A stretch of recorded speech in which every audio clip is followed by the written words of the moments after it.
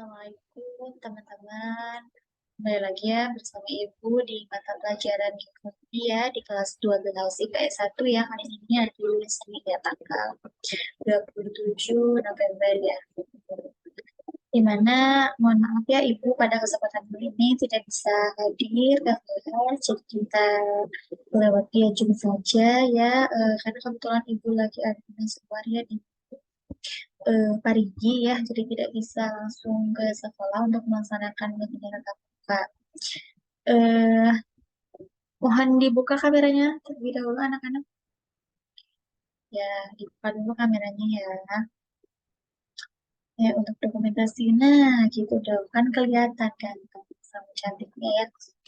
Eh, Kemana ini? Baru baru 28 orang, dua orang lagi kemana? Oh, sakit ya. Sakit, Apri sama Salva sakit ya. Baik ya, Ibu akan absen karena Ibu di sini sudah merekam, record ya, jadi ketahuan siapa yang akan masuk, siapa yang telah masuk, dan siapa yang keluar masuk. Terus, jadi kepantau ya kalau di Zoom.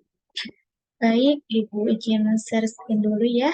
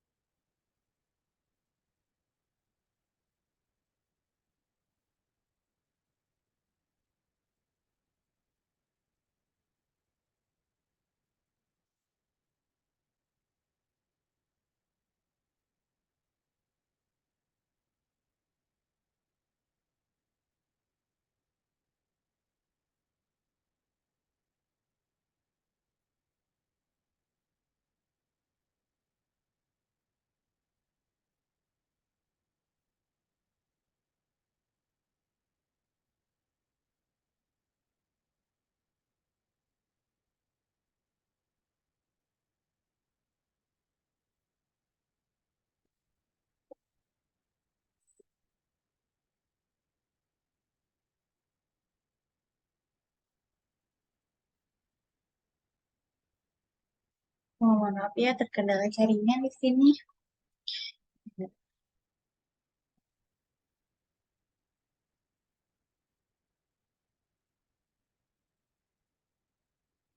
Nah, apakah sudah muncul di layar rekan-rekan semua, teman-teman?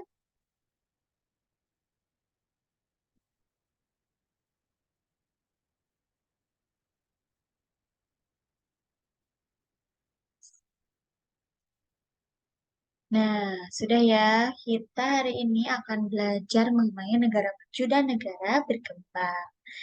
Ya, mungkin eh, anak-anak udah pada tahu ya apa itu arti dari sebuah negara. Negara adalah sebuah kumpulan dari beberapa kota ya, yang di dalamnya itu mencakup wilayah administrasi dengan perbedaan batas-batas tertentu. Nah, kita lanjut. Nah, tujuan pembelajaran kali ini, kalian atau anak-anak itu harus mampu menjelaskan dan mengidentifikasi pengertian dan ciri-ciri negara maju serta negara berkembang dengan tepat. Jadi harus bisa membedakan mana itu negara maju dengan ciri-cirinya dan negara berkembang dengan ciri-cirinya. Terus, anak-anak nanti harus bisa menganalisis persebaran negara maju dan negara berkembang dengan tepat di seluruh dunia ya.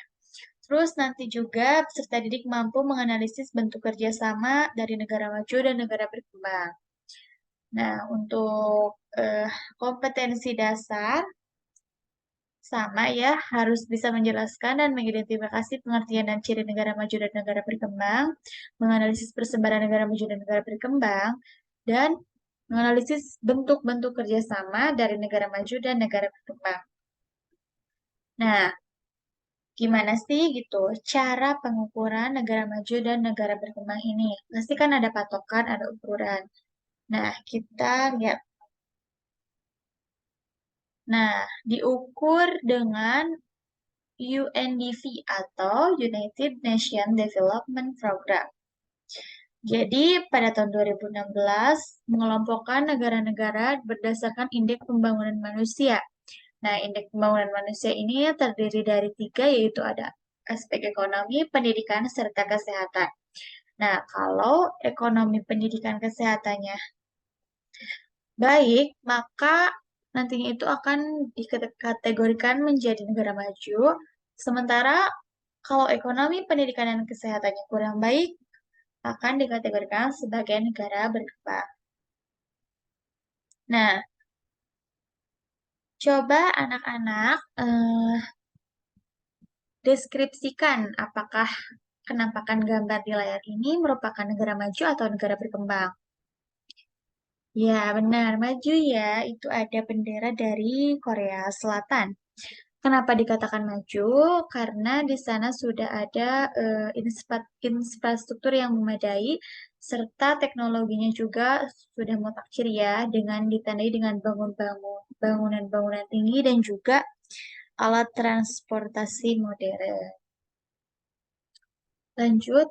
Nah, kita masuk ke pengertian ya. Nah, menurut UNDP, tahun 2016 yang mengidentifikasikan negara maju negara berkembang ini berdasarkan IPM ya, di mana negara maju ini mempunyai umur yang panjang dan sehat, pengetahuan dan memiliki standar kehidupan yang layak. Selanjutnya, ada ciri-ciri nih dari eh, karakteristik negara maju. Yang pertama itu pendapatan per kapitanya tinggi. Merata ya pendapatan per kapitanya ini. Berbeda di negara berkembang, kalau di negara berkembang mungkin hanya segelintir orang yang memiliki pendapatan per kapita tinggi, tetapi beberapa atau sebagian orangnya lagi itu memiliki pendapatan per kapita yang rendah. Nah, kalau di negara maju ini tinggi. Ukuran pendapatan per kapita negara maju ini yaitu 29.790 US dollar ya. Terus yang kedua, mayoritas penduduknya bermata pencarian di sektor industri dan jasa. Jadi kebanyakan di negara maju itu memiliki pekerjaan non pertanian, tetapi lebih terfokus ke sektor industri dan jasa. Serta industri kebanyakan itu industri manufaktur dan juga banyak tenaga ahli di sana yang mempekerjakan dirinya di bidang jasa gitu. Terus tingkat pertumbuhan industri tinggi, jelas saja ya, karena mayoritas mata pencariannya itu di sektor industri. Terus komoditas ekspor adalah barang-barang industri, serta ada keseimbangan antara jumlah pencari kerja dan lapangan pekerjaan. Nah, di sini bukan hanya semata-mata seimbang antara jumlah pencari kerja dan lapangan ya, tetapi juga dibarengi dengan sumber daya manusia yang mumpuni di bidangnya gitu. Jadi kan percuma kalau banyak lapangan kerja, kita mencari kerja tapi kitanya mempunyai kualitas yang rendah, tidak akan seimbang gitu. Nah, ini adalah contoh eh, beberapa pertanda dari negara maju ya, ditandai dengan kemajuan teknologi dan sumber daya manusia. Di negara Jepang merupakan salah satu negara maju di dunia. Terus ada pemandangan gedung-gedung pencakar langit di kawasan Shinjuku sekaligus Gunung Fuji dilihat dari Bunkyo Civic Center Tokyo. Nah, berarti Tokyo itu masih Jepang ya, ibu kota Jepang, termasuk negara maju.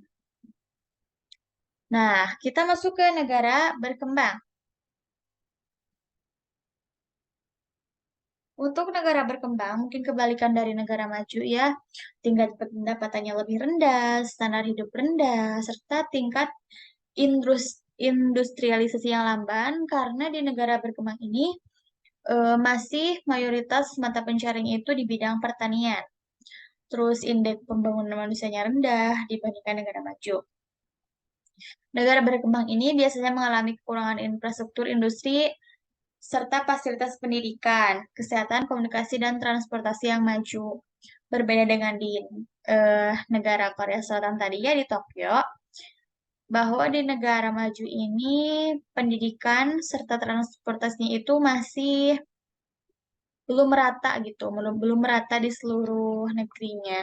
Jadi adanya ketimpangan antara fasilitas pendidikan, kesehatan, komunikasi, transportasi yang maju antara di desa dan di kota itu pertanda di negara berkembang. Selanjutnya ada karakteristik negara berkembang, pendapatan per kapita rendah, terus berarti di bawah 29.790 ya tadi batas negara maju. Sangat bergantung pada produksi primer, produksi pertanian, khususnya beberapa tanaman utama dan mineral. Jadi di negara berkembang ini sangat bergantung sekali gitu pada produksi pertanian, baik pertanian di darat maupun di laut gitu. Khususnya beberapa tanaman utama dan mineral. Bukan hanya pertanian saja, tetapi juga mencakup peternakan, pertambangan juga. Dan kebanyakan pertambangan ini dikelola oleh negara maju, tetapi yang menjadi buruh tambangnya itu masyarakat dari negara berkembang. Terus sebagian besar tenaga kerja bekerja di sektor pertanian. Tingkat pertumbuhan industri lamban, tadi sudah Ibu jelaskan di awal. Terus produktivitas dan kualitas hidup masyarakat juga rendah. Nah, ini salah satu eh, fenomena atau kenampakan negara berkembang, dicirikan dengan bidang agraris ya, pertanian. Kerbau ya, masih ada kerbau. Kalau di daerah ibu, sekarang sudah sangat langka gitu, yang banyak menggunakan kerbau, tetapi sudah menggunakan mesin traktor. Ya, benar sekali ya. Nah, di sini ada persebaran negara maju dan negara berkembang. Ini dilihat dari seluruh dunia ya. Negara maju ditandai dengan warna biru ya, biru toska. Negara berkembang oranye ya. Terus negara miskin warna merah ya. Negara maju mencakup benua Eropa. Terus di sini juga ada Korea Selatan, Jepang, serta Australia dan juga Amerika Serikat dan Kanada. Sementara untuk negara berkembang, kebanyakan itu di benua Asia, terutama Indonesia, khususnya Indonesia, dan juga Amerika Latin serta Amerika Tengah, dan beberapa wilayah di Afrika Selatan dan juga Afrika Barat ya. Nah, untuk negara miskin, kebanyakan itu yang warna merah itu di Afrika ya, di benua Afrika. Nah, kita masuk ke kerjasama negara maju dan negara berkembang. Mengapa sih gitu penting sekali adanya kerjasama negara maju dan negara berkembang? Nah, yang pertama, negara-negara maju menanamkan investasi di negara-negara berkembang. Seperti yang tadi sudah Ibu jelaskan, bahwa kepemilikan tambang yang ada di Freeport Papua itu merupakan sebagian besar itu investasi dari Amerika Serikat ya, berarti negara maju. Dan berinvestasi di negara berkembang Indonesia. Nah, itu contohnya. Terus yang kedua, pada umumnya negara-negara maju memiliki teknologi yang modern, tetapi sumber daya alam mereka terbatas. Negara maju tadi kebanyakan di Eropa. Eropa itu eh, tidak banyak sumber daya alam, tetapi mereka itu menanamkan modal di negara-negara yang subur gitu, di Asia, Afrika. Tetapi mereka itu mengembangkan teknologi di sana gitu modern dan menambahkan investasi berupa sumber daya alam di negara berkembang karena mereka sadar sumber daya alam di negaranya itu terbatas. Terus bentuk kerjasama lain adalah dalam bentuk pinjaman modal dari negara-negara maju ke negara yang sedang berkembang yang digunakan untuk membaikkan tempat ekonomian dalam negeri. Nah, contohnya adalah Indonesia. Indonesia banyak diberikan pinjaman modal dari negara maju dengan berbagai pinjaman gitu. Eh, dan akhirnya Indonesia itu kesulitan gitu untuk membayar utang dan akhirnya sumber daya alam dari negara berkembang di dipinjamkan gitu, di barter gitu dengan pinjaman modal yang tadi ke negara maju. Nah, bentuk kerjasama itu yang pertama ASEAN. ASEAN merupakan kepanjangan dari Association Southeast Asian Nation, jadi perkumpulan negara-negara di kawasan Asia Tenggara. Nah, ASEAN merupakan bentuk kerjasama di Asia Tenggara yang mencakup perekonomian, terus kesehatan, sosial ekonomi, budaya. Jadi sekarang itu ASEAN memiliki anggota 10 ya. Ada Indonesia, Malaysia, terus Singapura, terus Vietnam, Filipina, Laos, Thailand, Kamboja, Brunei, Singapura, Timor Leste ya yang baru itu. Nah, yang perlu kita ketahui bahwa Indonesia merupakan salah satu negara pendiri ASEAN ya, ada 5. Nah, Indonesia itu merupakan salah satu pendiri ASEAN dengan delegasinya itu ada Mali. Nah, yang kedua ada Perserikatan Bangsa-Bangsa atau PBB. Nah, PBB ini merupakan organisasi internasional dunia ya. Bukan hanya negara berkembang yang ada di sana, tetapi juga ada negara maju dan negara berkembang juga. Nah, United Nation United Nation atau Nation UNES bahasa Inggrisnya ya, kalau PBB itu Perserikatan Bangsa-Bangsa, jadi perkumpulan bangsa-bangsa di seluruh dunia. Nah, di dalamnya itu mencakup kerjasama internasional di bidang politik, ekonomi, perdamaian dunia, dan juga nah sekarang di Palestina yang sedang genting, PBB ini berperan sangat penting di sana karena sering memberikan bantuan makanan, medis, dan juga bantuan-bantuan lain gitu ke negara-negara yang sedang konflik akan perdamaian dunia gitu. Sebenarnya masih banyak ya contoh-contoh dari bentuk kerjasama antara negara maju dan negara berkembang. Ada IMF, terus ada WHO, ada OPEC atau negara pengekspor minyak ya. Nah, tapi di sini Ibu hanya menjelaskan dua saja karena Ibu akan memberikan tugas yang akan dikumpulkan 1 minggu ya. Jadi minggu depan mau dikumpulkan, Ibu akan masuk, terus nanti kalian presentasikan satu persatu ke depan. Jadi sebanyak-banyaknya ya, anak-anak nanti mencari bentuk kerjasama. Tapi selain yang ini, selain ASEAN dan PBB ya, banyak bentuk kerjasama pokoknya. Sekreatif mungkin, boleh ditempel di karton juga beserta eh, fotonya, gambarnya, logonya boleh. Terus di dalamnya itu mencakup pengertian, terus tanggal berdirinya, tujuannya, terus sama eh, negara-negara anggotanya gitu. Sudah paham? Sudah ya. Silakan tugasnya kerjakan. Silakan untuk atas pemahaman salah satu ada yang menyimpulkan materi yang Ibu sampaikan.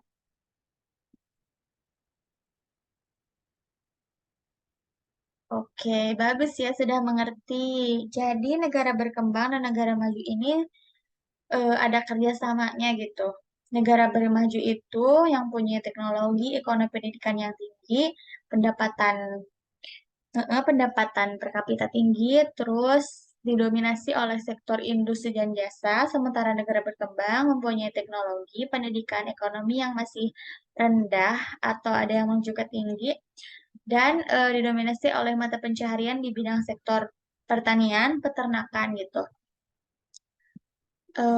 Persebaran negara maju itu ada di Eropa, Australia, ya, ada di Amerika Serikat dan Kanada, ada di beberapa negara di Asia seperti Jepang atau eh, Korea Selatan masuk ya. Terus kalau negara berkembang banyak itu di Asia, khususnya Indonesia ya. Hati-hati, Indonesia masih negara berkembang loh. Terus di beberapa negara di Amerika Tengah, Karibia, terus di Amerika Latin, Amerika Selatan ya. Kalau negara miskin itu banyaknya itu tersebar di benua Afrika ya, teman-teman. Nah, udah ya, udah paham. Jangan lupa kerjakan tugasnya. Abis ini mata pelajaran siapa? Oh iya, Pak Aep ya, guru ini olahraga ya. Sok, kalian istirahat dulu. Sekarang udah jam 11.45 ya. 11.45 sebentar lagi ya sholat duhur. Tetap semangat. Jangan lupa kerjakan tugasnya. Wabillahi taufiq wal hidayah. Wassalamualaikum warahmatullahi wabarakatuh.